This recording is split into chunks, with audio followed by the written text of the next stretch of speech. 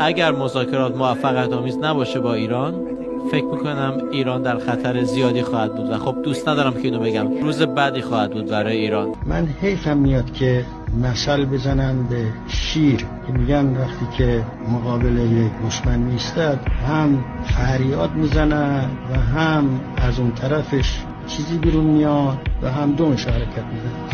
فریاد میزند برای اینکه طرفا بترسن، میترسد از این جهت ازش چیزی هم صادر میشه.